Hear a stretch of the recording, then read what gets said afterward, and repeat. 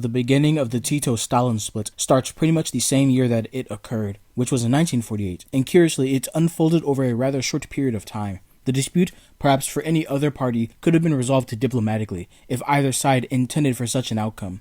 But we're dealing with communists and not sane people. Still, there is a series of buildup that certainly impacted negatively the relationship between Tito and Stalin, as well as the Yugoslavs and the Soviets in general, before the point of rupture was reached. Tito himself asserts that the split happens as early as 1941, when the Nazis invade and partition the Kingdom of Yugoslavia with its Axis allies. While it is true that the war itself initiated what would eventually become the Yugoslavs' ever-increasing independence from the Soviet Union, Tito still considered himself to be a loyal follower of Stalin and Marxism-Leninism at that time, and at least up until 1949. The Tito-Stalin Split, as it has been called, certainly also goes even deeper than Tito and Stalin. It was a bit more than a clash of egos, and perhaps it is better to call it the Yugoslav Cominform Split, or Yugoslav-Soviet Split, as the divisions between the Yugoslav Communists and the Soviets goes all the way back to the very moment in which the Communist Party of Yugoslavia was founded. The Yugoslav Communists were never well liked by Moscow, and Tito was no exception. Instead, it seems that he was just the final straw, for his ambition and independence was too much for Moscow. As I've discussed all throughout the Yugoslav series, Tito during his years as a KPJ functionary had been on the left wing of his party. When Tito became the definitive party leader by 1940, he had around him in his inner circle a group of mostly like-minded individuals. In the latest KPJ leadership clique, Tito had in his Politburo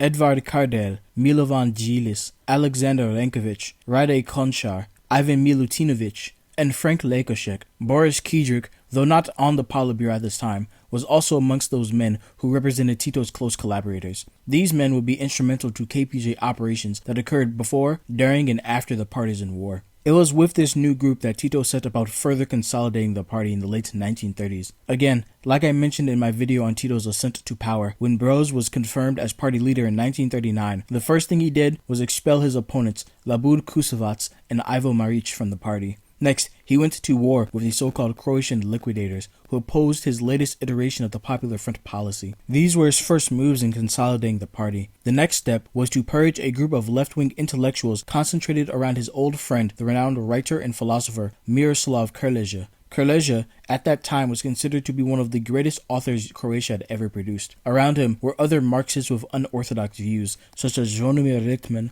Marko Ristic, and Oskar Davidso, who counted among the Serbian surrealists. Two of Krleža's friends, Žiro Savić and Kamilo Horvatin, names that should ring a bell, disappeared in the purges without explanation. Their deaths caused Krleža to develop a contemptuous attitude towards the Soviet Union and for Stalin, and while he kept his hostility to Stalin private, his enmity for him was pretty clear in his writings. When the Molotov-Ribbentrop Pact was signed, Krleža published a number of articles critical of the treaty and critical of the Soviet Union, but Tito would have none of this. He made attempts to convince his old friend to cease his activities, but when diplomatic solutions failed, Tito launched his own campaign against so-called Trotskyism in the KPJ. Tito would personally denounce some of Krleža's writers as Trotskyists and have them blacklisted from the party. With the help of his enforcers Kardel and Djilis, Tito directed a fierce campaign of criticism against Krleža. By October, Krleža and those around his paper, Pirjevec, were expelled from the party. Tito, therefore, was the one who operated as the chief Bolshevizer of the party, and as he cracked down on dissent and deviation, he got ever closer to making the party his own. Now, while Tito considered himself loyal to the Soviet Union, while everywhere else in the world, communist parties tried to follow every zigzag coming from Moscow, Tito had been consistently left-wing in his decision-making. The best example of this being his deviant position on the question of the Popular Front.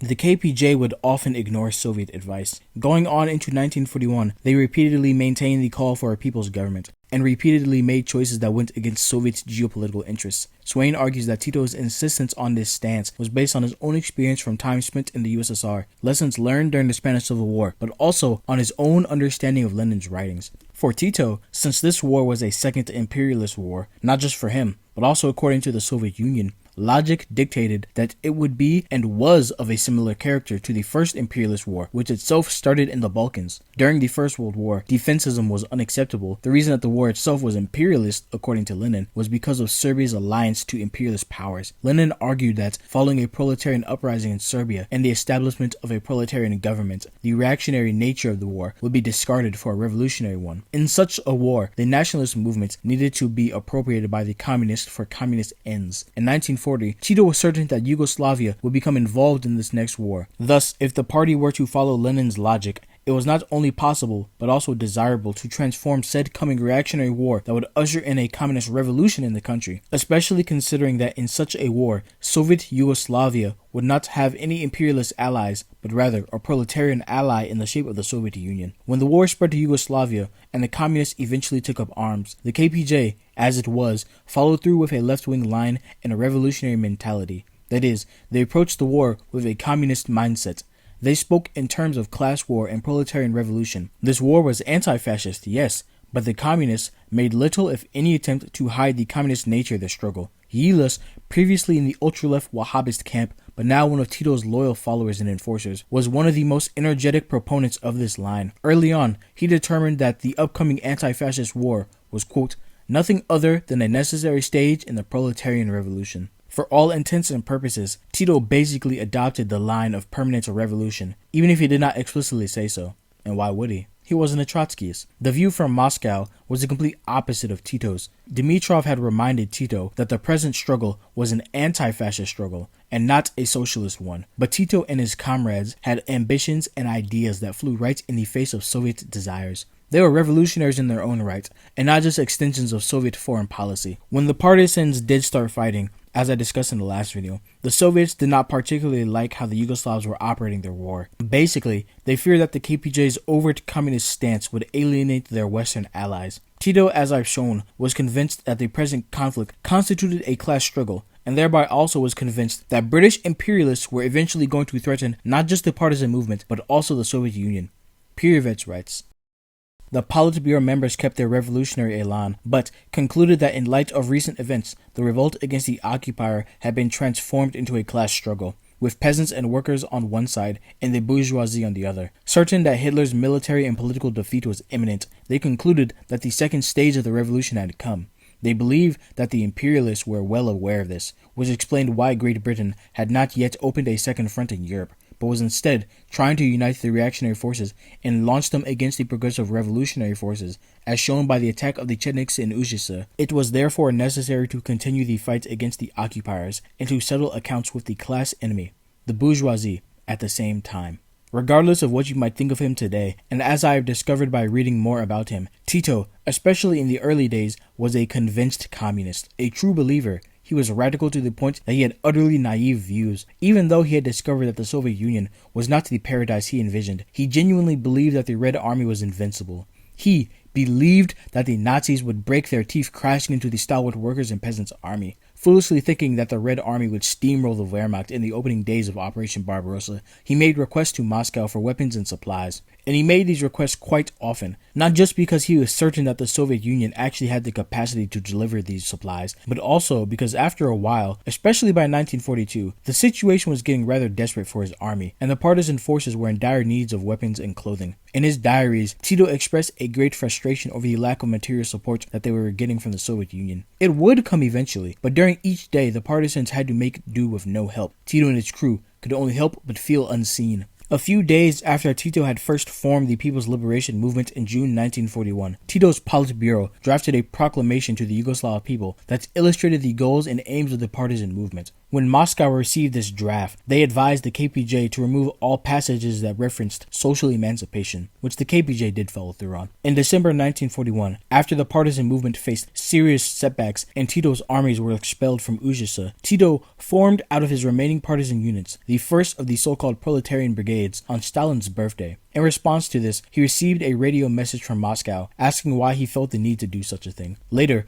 they suggested that such brigades should be renamed from proletarian brigades to simply just being shock brigades. Moscow reminded Tito that the Soviet Union had treaty relations with the king in exile and that he needed to take that into account during his partisan operations. In a manifesto written by the partisans that was addressed to all of Europe in 1942, the Soviets recommended to Tito that they remove all passages that spoke about, quote, references to the KPJ as the organizer of the partisan movement, cheers for the, quote, uprising of all enslaved peoples of Europe, the Red Army, Comrade Stalin, and the Soviet Union. As the Allies came to accept Tito as the sole legitimate leader of the resistance in Yugoslavia, he began to tone down on the radicalism and became a much more pragmatic figure, a proper statesman if you would. The Soviets, upon Tito's ascendancy from guerrilla leader to national leader, began to treat him as such. Stalin informed Tito during their first meeting in September 1944 that Soviet troops would only enter into Yugoslavia upon his request. Tito desired this greatly, but as soon as the Red Army stepped foot in Yugoslavia, the Russians and the Yugoslavs began to have problems. When the Soviets assisted the partisans with the liberation of Belgrade in October 1944, they also included Bulgarian soldiers. Tito was under the impression that the deal he made with the Soviets the month prior did not include soldiers from Bulgaria entering the country. Secondly, the Bulgarian soldiers were not abiding by another deal he believed he had made with the Soviets regarding the transfer of captured trophy weapons. He would be told by Molotov that he had actually agreed to the use of Bulgarian troops and that captured trophy weapons belonged to whomever seized them. Furthermore, members of the KPJ leadership were beginning to take issue with the Red Army itself. Tito himself also complained in a letter to Stalin of, quote, incidents of unpleasant behavior on the part of Red Army soldiers and officers that was occurring in Yugoslav territory. During a meeting with Nikolai Korneyev, the Soviet general lieutenant in Yugoslavia, 4 KPJ Politburo members, along with 2 Yugoslav military officials, complained about the behavior of the Red Army soldiers in the country. Swain writes, the meeting with Korneyev had indeed been a stormy affair. Tito, the other 4 members of the Politburo, and the 2 commanders responsible for the Serbian campaign had all turned up at Korneyev's headquarters to protest at the behavior of the Red Army. Tito's criticisms were measured, but Yilis had blurted out that our opponents, quote, keep comparing the assaults by Red Army soldiers with the behavior of the English officers, who do not engage in such assaults. Stalin replied to Tito with no greeting of formalities on the 31st of October. Tito was wrong. There never had been any agreement about trophy weapons, and Molotov had already informed him of this. The Soviet Union was offering all the aid it could, but, he commented, I am struck by the fact that individual incidents and mistakes on the part of Red Army soldiers and officers are generalized by you into an accusation against the whole Red Army. It is not possible to insult in this way the army which helped you drive out the Germans. Then he turned to Yilis's outburst. If Red Army men knew that Yilas and those who did not contradict him considered English officers higher, in the moral sense, than Soviet officers, then they would not forget about such an unheard insult. He wrote, before assuring Tito that 800 trucks would be delivered at once, followed by a further 800. 50,000 tons of grain was also on its way. In the aftermath of this exchange, Tito was careful, almost obsequious in his correspondence with Stalin. Despite Tito's statements, he still held a reverence for the Soviet Union and was keenly looking forward to the new post-war order. The Soviet Union provided economic aid and assistance for the recovery of Yugoslavia. At times, the Yugoslavs would be showered with praise by Soviet writers, and they would be held up as the political and organizational model for all communists to follow. Tito, however, would routinely mistake Soviet appreciation for the Yugoslavs as support for his ambitions in the Balkans and the Crimea. And Tito's relentless ambition greatly conflicted with the delicate post-war order that aligned with Soviet foreign policy goals. For example, partisan forces took over the city of Trieste in Italy and occupied some territory in southern Austria. This was not a good look for the Soviets. The Allies immediately assumed that Stalin put Tito up to the act, but in actual fact, he was very much against this move since he did not at all want to provoke the West. Another reason this was an upset for the Soviets was that the communists in Italy played a key role in the domestic anti-fascist movement. So, to have the Yugoslav communists encroach on Italian territory so brazenly reflected negatively on them. In Austria, the new post-war government was a social democratic one that was Soviet-backed. Thus, Tito's irredentist actions were making a huge mess in the region. Stalin ordered Tito to withdraw his troops from these occupied territories, and while Tito did comply, he certainly felt salty about the situation. As soon as the Yugoslavs dropped the leftism, as if they were wearing a mask, they immediately switched back to being overtly radical as they tried their best to imitate the Soviets on the world stage. In 1946, the Yugoslavs shot down 2 American aircraft. They mined their waters and sunk 2 British warships, and perhaps what was the most brazen of their belligerent actions was the active supplying and harboring of Greek communists across the border during their civil war with the monarchists. All of these actions served to simultaneously increase conflict with the West and Moscow, who disapproved of all the actions which Tito and the Yugoslavs were taking. These were the primary causes for the progressively increasing strain on the two nations' relationship.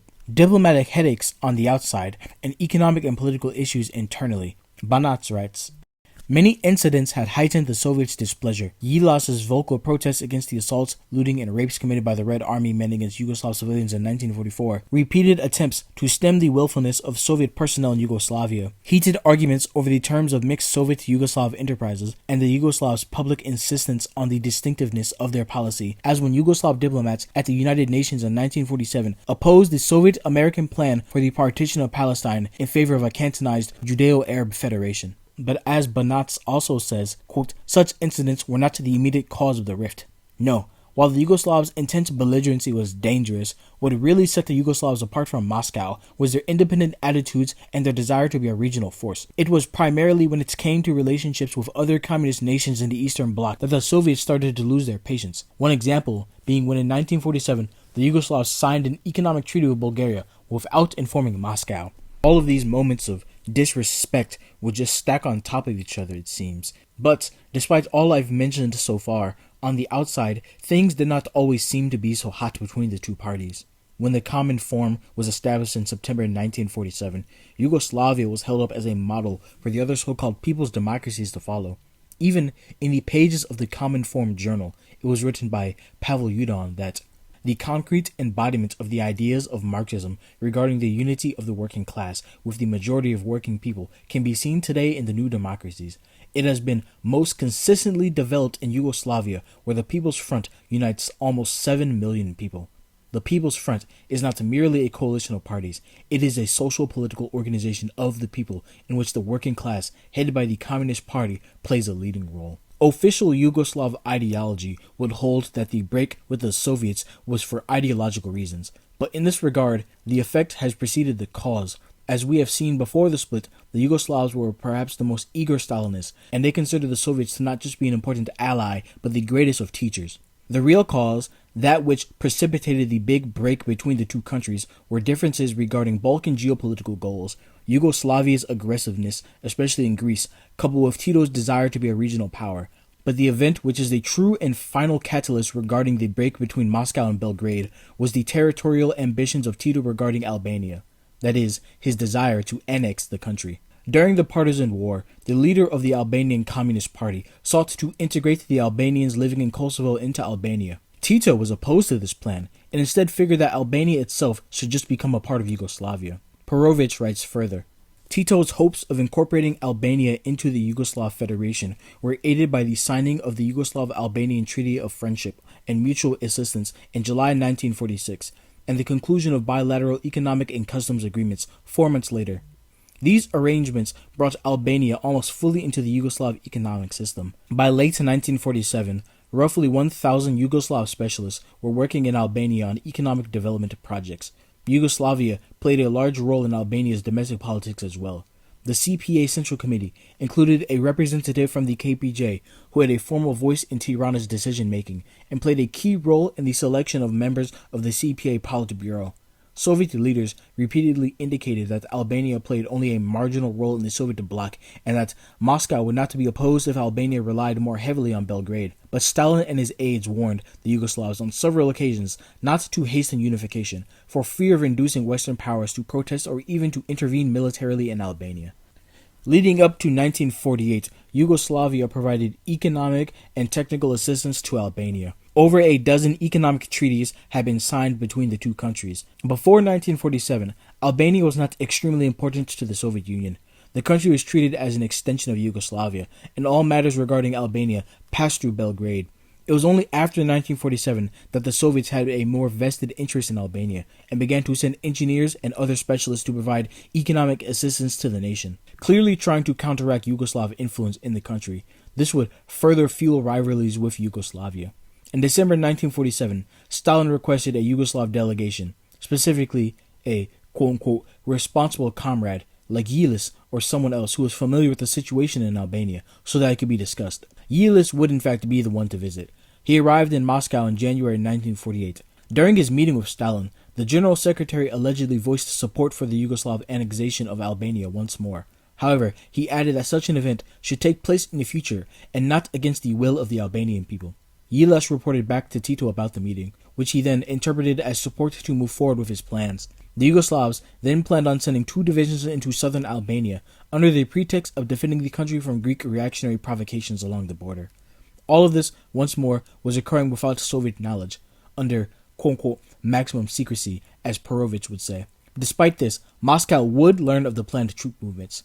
Swain writes, "It was Tito's decision to deploy the Yugoslav army in Albania which infuriated Stalin the most. He did not object to Tito's high-handed interference in Albania's affairs, for he had encouraged it. The problem for Stalin was that he had only found out about Tito's actions in Albania through the press. Yet, these actions could have had enormous repercussions for the Soviet Union. It was for this reason that he decided that Tito needed to be brought back under control, and the method he chose was the Balkan Federation. Yugoslav and Bulgarian delegations were summoned to Moscow, and at talks on February 10, 1948, the Yugoslavs were again instructed to take no foreign policy initiatives without clearing them with Moscow. As Stalin pointed out, Albania was our weakest spot because its regime was not recognized and it was not a member of the United Nations. If Yugoslav troops entered Albania, the reactionaries in England and America would be able to use it and step forward as defenders of Albanian independence." As Molotov added in the discussion, both Dimitrov and Tito needed to remember that when the two of them spoke, the whole world believes that such is the view of the Soviet Union. In January 1948, Molotov sent the Soviet ambassador Lavrentiev to meet with Tito to determine if the news about the troop movements were accurate. Tito confirmed that they were, and he used the threat of Greek monarcho-fascists at the border as justification for this action. In response, Tito received a strongly worded letter where complaints were raised not just about the plan, but also the fact that Moscow had not been consulted in any way. In response, Tito apologized for his actions and made a promise that no soldiers would enter Albania.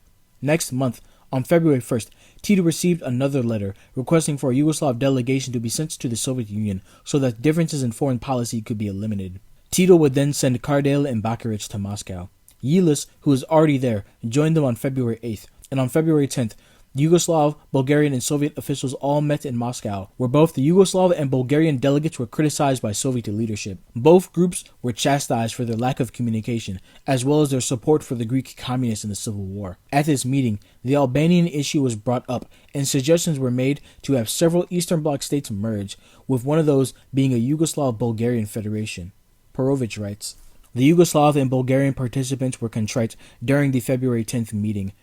They acknowledged having made mistakes and having violated procedures. The day after the meeting, Kardel and Dimitrov signed a Bulgarian-Yugoslav treaty drawn up by Moscow that committed Bulgaria and Yugoslavia to consult with the Soviet Union on all relevant international matters. The meeting in Moscow represented an ultimatum regarding intra-bloc procedures on foreign policy. Shortly after the Moscow meeting, on February 19th, the KPJ Politburo met secretly to discuss the Moscow talks. The participants unanimously agreed that Yugoslavia should not form a federation with Bulgaria. This was the first time that Tito had refused to obey a direct, unambiguous order from Moscow. 2 days later, Yugoslav leaders disregarded yet another Soviet request. Tito, Kardel, and Yilas met with high-ranking Greek communist officials, including General Secretary Nikos Zachariadis, and informed them that Stalin had spoken in favor of ending the Greek Civil War. Tito, however, promised to continue to support the Greek War of Liberation with military aid. Tensions continued going on into March. The KPJ Politburo held a meeting where they, quote, openly complained that Soviet leaders were taking no account of Yugoslavia's interests and were trying to impose unwise measures on Yugoslavia. The Balkan Federation plan was then rejected by the KPJ Politburo on March 1st. The Soviets were made aware of the situation occurring in Yugoslavia through Sreten Žujović, a KPJ Politburo member, and their diplomat Lavrentiev. The reports that Moscow received from their embassy were negative, stating that the Yugoslavs were nationally narrow-minded and keen in downplaying the role of the Soviet Union. It is in the middle of March that the conflict transitioned from meetings to hostile letter exchanges. On March 18th, the Soviets abruptly withdrew all of their military advisors and civil engineers from Yugoslavia. 2 days later, Tito sent a letter specifically to Molotov regarding this withdrawal. In this letter, he says that he was informed that said engineers and specialists were withdrawn because they were, quote, surrounded by hostility. He states that if the Soviets decide at any moment to withdraw whatever assistance they grant to Yugoslavia, that they can do so. However, he is perplexed by this particular reasoning. Tito simply asked to know what the supposed real reason was as to why these specialists were removed. He wished to know what the problem was so that it could be resolved and that the two nations could remain on good standing. The CPSU Central Committee would respond 1 week later with a rather hostile letter to the KPJ Central Committee. They open up their letter by explaining that they chose to remove their advisors because the Yugoslav military leadership wanted to reduce their pay by 60%. Complaints about the Yugoslav attitude towards the advisors, that they were expensive and unnecessary, and Yilis's old negative statements about the Red Army were also brought up. After touching on all of the things that Tito brought up in his very short letter, the Soviets honored Tito's request to, quote, be informed of other facts that led to Soviet dissatisfaction, by proceeding to bring up a litany of issues. Firstly, the leaders of the KPJ Central Committee were allegedly making, quote-unquote, anti-Soviet remarks. The ones listed in the letter specifically are that the CPSU was degenerate, that great power chauvinism was rampant in the Soviet Union, that the USSR was trying to dominate Yugoslavia economically, and that the Cominform was nothing but a means by the CPSU to control the Eastern European Communist parties, and that these quote-unquote anti-Soviet remarks were cloaked by radical left phraseology. The CPSU further states that it was laughable to hear that the negative statements about the Soviet Union were coming from such dubious Marxists as Yilas, Vukmanović, Kijic, and Ranković. They make sure to let it be known that they are not shy of being criticized. Criticism is okay, but apparently the criticism being made by the Yugoslavs is not criticism but slander. They compared the supposed attacks on the Soviet system being made by these Marxists with the ones made by Trotsky and state that his career should be, quote, quite instructive to the KPJ. The next claim they make is extraordinary. They argue that the KPJ, somehow, despite being the ruling party, was not even fully legal in its own country. Or rather, despite being the ruling party, the communist organization still acted like it was an illegal organization. It was secretive, hidden from the masses, and undemocratic. They also claim that instead of the party controlling the Ministry of State Security in Yugoslavia, the Ministry of State Security was actually controlling the party, since allegedly Soviet specialists were being spied on by the UDBA. If mentioning Trotsky wasn't enough, the authors of the letter now add in Bukharin into the mix by stating, quote, the spirit of the policy of class struggle is not felt in the CPY. The increase in the capitalist elements in the villages and the cities is in full swing, and the leadership of the party is taking no measures to check these capitalist elements. The CPY is being hoodwinked by the degenerate and opportunist theory of the peaceful absorption of capitalist elements by a socialist system, borrowed from Bernstein, Volmar, and Bukharin. The next complaint is that the KPJ party organization was not Bolshevik, but rather Menshevik, because of its relationship to the People's Front government coalition, and their final and most direct allegation was that the Yugoslav Minister of Foreign Affairs, Vladimir Velebit, was an English spy. Even worse, they state that the KPJ was fully aware of this fact and did nothing about it. The CPSU Central Committee concluded this first letter by writing, these are the facts which are causing the dissatisfaction of the Soviet government and the Central Committee of the CPSU, and which are endangering relations between the USSR and Yugoslavia. These facts, as have already been mentioned, are not related to the question of withdrawal of military and civilian specialists. However, they are an important factor in the worsening relations between our countries. Completely dumbfounded by the contents of this letter, it took some time and discussion for a response to come from Yugoslavia. On April 13th, Tito and Kardel would finally respond with a 33-page response letter. The first thing they say is that they were, quote, terribly surprised by the tone and the contents of the letter that they received from Moscow. They both suggest that the Soviets, perhaps, were receiving incorrect information from anti-party elements, and that no such anti-Soviet slander was occurring in KPJ circles. Tito cites Hebrang and Zhujevic specifically as the potential culprits of spreading this supposedly false info. We cannot understand why the representatives of the USSR up to today have not insisted on confirming such information with responsible people in our country, that is, on verifying such information from the Central Committee of the CPY or from the government. We regard the issuing of such information as anti-party work and anti-state because it spoils the relations between our two countries. It particularly surprises us that none of this was mentioned when Kardel, Yilis, and Bakaric were in Moscow as delegates of our party and government. As can be seen from your letter, your government had the information in question, and similar information prior to the arrival of our delegation in Moscow. It appears to us that at that time, the question of relations with military and civilian experts, as well as other questions, could have been presented to our delegation. Your letter of March 27th states that we are making anti-Soviet criticisms, and criticisms of the CPSU. It states that this criticism is being made among the leaders of the CPY. It further states that this criticism is being carried on behind the backs of the mass of the party members, that this criticism is dishonorable, underhanded, hypocritical, etc. The names of Jilas, Vukmanović, Kijic, and Aranković are mentioned, and, it is said, some others. That is, the letter mentions, the names of some of the best known and most popular leaders of New Yugoslavia, who have proved themselves in many situations difficult for our party. Further, it is more amazing to compare statements by our leaders with the one-time statements of Trotsky. The letter quotes parts of alleged statements. For example, quote, "The CPSU is degenerate. The USSR is trying to dominate Yugoslavia economically. Great power chauvinism is rampant in the USSR. The Cominform is a means of controlling the other parties by the CPSU. Further, these anti-Soviet allegations are usually camouflaged by left phrases such as socialism in the USSR has ceased to be revolutionary, that only Yugoslavia is the true exponent of revolutionary socialism."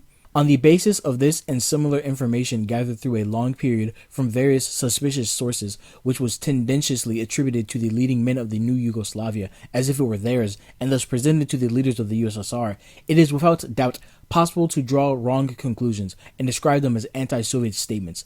However, we feel that on the basis of unidentified persons and suspicious information, it is incorrect to draw conclusions and make accusations like those brought in the letter against men who performed invaluable services in popularizing the USSR and Yugoslavia and won priceless renown in the War of Liberation. On the topic of military advisors, Tito and Cardell respond by saying that they were rather expensive. These foreign advisors were paid 4 times as much as any army commander and 3 times as much as a minister in the government. So while a regular Yugoslav army commander was making around 11,000 dinars per month, one of the Soviet advisors would be making 40,000 a month. They deny that Jilas made any anti-Soviet statements about the Red Army or its officers, specifically that they were morally inferior to the British officers. They deny that their party was operating on Menshevik lines, and they deny that their party is undemocratic, and they ask what basis these claims were being made on. They deny that an anti-Soviet atmosphere existed in Yugoslavia, and to push the point further, they ask in response, is it possible to believe that people who spent 6, 8, 10, and more years in prison, among other things, because of their work in popularizing the USSR, can be such as shown in your letter of March 27th? They say that there is no evidence that Velebit is a spy, and that it is not right to destroy someone's reputation over an allegation, but that they will look into the matter before taking any drastic actions against him. In response to allegations of Bucharest's economic policy, Tito rebukes their claim that capitalist elements were operating in the countryside. And while Yugoslav policy in the countryside did in fact differ quite a great deal from Soviet collectivization, it is quite interesting to note that not even a few months prior to this whole debacle, a Soviet commission would determine that, quote, roots of inner and outer capitalism in Yugoslavia had been wiped out more thoroughly than in the other East European states. Yet, suddenly, the situation has been completely reversed, and to such a point that the Yugoslavs had now entered the ranks of revisionism. After responding to all these Soviet allegations, the Yugoslavs made one allegation of their own, in claiming that the USSR was attempting to recruit spies in Yugoslavia. Tito and Cardell are firm in their letter, but not explicitly rebellious. They offer a branch and seek discussion to mediate the issues hampering the two nations' relationship. In Tito's and Cardell's opinion, everything they had accomplished so far had been because they were dutiful adherents to the teachings of Marx, Engels, Lenin, and Stalin. Tito and Cardell conclude their letter by saying, on the basis of everything set out above, the plenary session of the Central Committee of the CPY cannot accept as justified the criticisms in your letter about the work of our party and its leaders. We are deeply convinced that this is the result of a grave misunderstanding which should not have happened and which must rapidly be liquidated in the interest of matters concerning our parties. Our only desire is to eliminate every doubt and disbelief in the purity of the comradely and brotherly feeling of loyalty of our Central Committee of the Communist Party of Yugoslavia to the Communist Party of the Soviet Union, to whom we will always remain thankful for the Marxist-Leninist doctrine which has led us until now and will lead us in the future. Loyalty to the Soviet Union, which has served us and will continue to serve us as a great example and whose assistance to our people we so highly appreciate. We are convinced that this disagreement can be liquidated only by full mutual explanation between our two central committees on the spot, that is, here. Therefore, we propose that the Central Committee of the CPSU send one or more of its members here who will have every opportunity here of studying every question thoroughly. In the hope that you will accept our proposal, we send you our comradely greetings. Needless to say, the response which the Soviets delivered a month later on May 4th was several pages long and far from kind. On May 17th, Tito and Cardell responded with a short letter, not even a page long, in which they said that it would be superfluous to write another reply, and that they felt it would not be fair to have this dispute settled in the Cominform per Soviet's desires, as they felt it would be an unequal environment.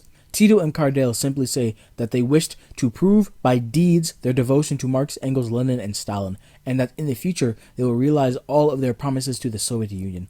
A few more letters are sent by the CPSU in May and June, but we'll move forward to June when the dispute exits fully from the spheres of letter exchanges and becomes public knowledge in the international community.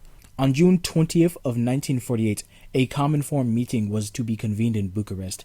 Fearing for his life, Tito chose not to attend, and instead a letter was sent to the meeting's participants decrying the unfairness of the situation.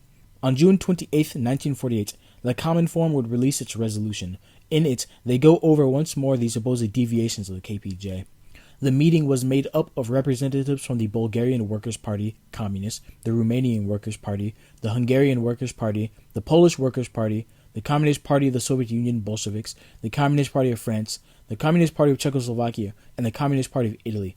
At this meeting, they unanimously concluded several points. The Yugoslav Communist Party was departing from the Marxist-Leninist line concerning domestic and foreign policy, and the Inform Bureau approves of the Soviet initiative in exposing this fact. The Yugoslav Communist leadership was pursuing unfriendly policy towards the USSR, and thus took on an anti-Soviet attitude which was not in line with Marxism-Leninism. The KPJ was breaking from the Marxist theory of the class struggle in the countryside, and instead they were following a Bukharinist model. The Yugoslav Communist leadership was revising Marxist-Leninist teachings about the party. The KPJ was undemocratic, and there existed no criticism or self-criticism in the party. The slightest criticism was, quote-unquote, brutally repressed.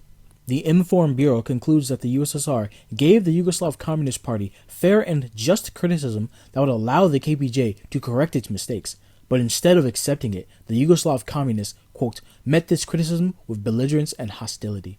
While the CPSU suggested matters be resolved at a meeting of the Inform Bureau, where things would take place on equal footing, the Yugoslav Communist leadership, quote, rejected the repeated suggestions of the fraternal communist parties to discuss the situation in the Yugoslav party at a meeting of the Inform Bureau. Finally, the Information Bureau, quote, unanimously concludes that by their anti-party and anti-Soviet views, incompatible with Marxism-Leninism, by their whole attitude and their refusal to attend the meeting of the Information Bureau, the leaders of the Communist Party of Yugoslavia have placed themselves in opposition to the Communist parties affiliated to the Information Bureau, have taken the path of seceding from the United Socialist Front against imperialism, have taken the path of betraying the cause of the international solidarity of the working people, and have taken up a position of nationalism. The Information Bureau condemns this anti-party policy and attitude of the Central Committee of the Communist Party of Yugoslavia. The Information Bureau considers that, in view of all this, the Central Committee of the Communist Party of Yugoslavia has placed itself and the Yugoslav Party outside the family of the fraternal communist parties, outside the United Communist Front, and consequently outside the ranks of the Information Bureau.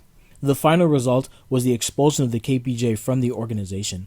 The Yugoslavs were astonished. Standing in denial, Tito, in a speech to his party members in July, would argue that because of the KPJ's unwavering loyalty to the science of Marx, Engels, Lenin, and Stalin, they would prove that they were not deviators. But as the months progressed, it was clear that this was not going to happen. What's interesting about these letters is that the Yugoslav leadership was not the only one criticized in letter correspondences. Perović shows us that criticism was levied at all the communist parties of Eastern Europe. The specific reason for the escalation of hostilities with the Yugoslavs was the Greek Civil War and the Albanian issue. Yet, this was conspicuously unmentioned in any of the letters. The issue was treated as an ideological dispute. And while certainly the Yugoslav communist leadership had developed its own views during the course of their struggle in Yugoslavia, this dispute between Moscow and Belgrade had nothing to do with socialism. The accusation and later Yugoslav confirmation that the cause for the split was because they desired an alternative path to socialism just doesn't add up. The Yugoslav communists during the war were extremely devoted to the Soviet Union, and when it came to building their country, the Soviet Union was their model. Economically, politically, judicially, pre-Soviet split Yugoslavia attempted to be a carbon copy of the USSR. They even bootlegged Stalin's 1936 constitution. We can see quite clearly then that the issues brought up in these letters were sidestepping what was in fact the main problem, Albania. Tito was never a Trotskyist, and Yugoslavia hardly ever had Trotskyists to begin with. The issue itself was not ideological. Ideology was a screen to mask the real problem. All of a sudden, Tito, who who was once the great hero of the National Liberation War, and Tito, who was unreasonably hostile towards both the British and the Americans, was now an agent of both British and American imperialism. He was a bourgeois nationalist, a Trotskyist, and surprise, surprise, a Nazi. Marxism and communism formed the basis of legitimacy for all of the post-war people's democracies. Thus, to attack the KPJ's commitment to Marxism or to the Soviet line was not just an offense to all the members of the party, it was an attack on the authority of the party to rule Yugoslavia. Soviet fears regarding Yugoslavia's confrontational attitude in Greece and Italy, their provocations against the Western powers, and their irredentist attitudes regarding Albania, all of which culminating as a fundamental desire by Tito to exert influence in the Balkan region, is what caused Moscow to cut him loose. Attempts are made to cloak this affair in Marxism or class terms, but they are not applicable here. This was realpolitik, plain and simple. In the aftermath of the split, internal suppression of various possible hostile elements in each camp took place. In the Eastern Bloc, so-called Titoists were repressed, purged, placed on trial, and some following a conviction were executed. The most infamous of these trials was the Slansky trial in Czechoslovakia. James Klugman, a Communist Party of Great Britain member who ironically was previously involved in a huge effort to convince the British government to support Tito during the partisan war, was now tasked with writing a book denouncing him. In his book From Trotsky to Tito, Klugman pulls out the most elite of mental gymnastics to compare Trotsky to Tito and to prove the truthfulness of all the Soviet allegations against the Yugoslavs with the proper quotations from Lenin and Stalin. It's pure drivel. It's a slog of a read, and it doesn't deserve to even be called a piece of Marxist literature. It lacks any depth whatsoever. To give an example of how lacking in content it is, in proving that Tito was a bourgeois nationalist, Klugman dedicates 3 of the 4 pages that he wrote to praising the Red Army. Now, why is it that Tito is a bourgeois nationalist? He downplayed the role of the Red Army in liberating Yugoslavia. In the Yugoslav camp, Tito viewed his old partner and current opponent, Andrija Hebrang, as the person Stalin would potentially want to replace him with. Early in 1948, Hebrang would be put on house arrest, purged, then finally executed in 1949. Jujević, the other Politburo member who more openly sided with Stalin against Tito, was also put on house arrest, but he managed to evade execution and was released from prison in 1950. The ejection of Kurleja earlier for anti-Stalinism, and then later Hebrang and Jujević for Stalinism, present themselves as important moments for Tito's total consolidation of the party. These events were not too dissimilar to Stalin's own consolidation of the Bolshevik Party some 20 years ago in 1929. Within the ranks of the army, particularly in Montenegro and Serbia, were a number of Stalin supporters who threatened Tito's rule of the country. Around 20,000 dissidents, whom were labeled as Cominformists, were arrested, and Tito narrowly avoided a coup and an assassination attempt. On the island of Goli Otok, Tito would set up his own Guantanamo in 1949, where dissidents and pro-Soviet elements labeled as Cominformists, both real and imagined, would be sent as he stepped away, or perhaps was pushed away from the Marxist-Leninist mainstream, away from the official communist movement, and now alone in the dark, the Yugoslavs had now left to self-manage.